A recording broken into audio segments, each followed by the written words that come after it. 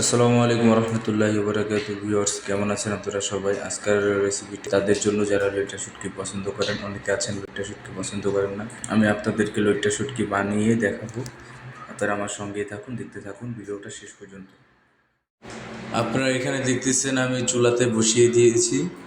এখানে আপনার হচ্ছে পেঁয়াজ, মূলত এখানে পেঁয়াজ দিয়ে আর কি আমি শুটকি ভুনাটা করব। এখানে একটা আলু আছে, আর আছে আপনার হচ্ছে রসুন আছে। পেঁয়াজের সাথে আগে থেকে একটু আদা কেটে রেখেছিলাম, আদাও আছে এখানে। এখন আমি এখানে একটু পানি দিয়ে দিব, কারণ মোটামুটি ভালোভাবে ভাজা হয়ে গিয়েছে। 1 কাপ পরিমাণ পানি দিয়ে দিব। এখন আমি এখানে হলদি, মরিচ, ধনিয়ার গুঁড়া, জিরার গুঁড়া, কারি পাউডার এগুলো দিব। আপনারা দেখতে থাকুন। আগে থেকে 1 টেবিল চামচ পরিমাণ আদা রাখা ছিল, আমি এখন দিয়ে দিলাম। এখন আমি মরিচের গুঁড়ো দিব, 1 টেবিল চামচ পরিমাণ দিয়ে দিলাম আন্দাজ করে। এখন আমি হলদির গুঁড়ো দিব, 1 টেবিল চামচ পরিমাণ আন্দাজ করে দিয়ে দিলাম। এখন আমি একটু লবণ দিয়ে দিব, 1 টেবিল চামচ পরিমাণ আন্দাজ করে। এখন আমি দিয়ে দিব ধনিয়ার গুঁড়ো, 1 টেবিল চামচ পরিমাণ আন্দাজ করে দিয়ে দিলাম। এখন আমি দিয়ে দিব কারি পাউডার আন্দাজ করে পরিমাণ মতো। এখন আমি ভালোভাবে নেড়ে একসাথে করে নিব। ভালোভাবে কষানো হয়ে গেলে আমি এখন দিয়ে দিচ্ছি আপনার লইট্টা শুটকি, ভাজা লইট্টা শুটকি আমি দিয়ে দিলাম।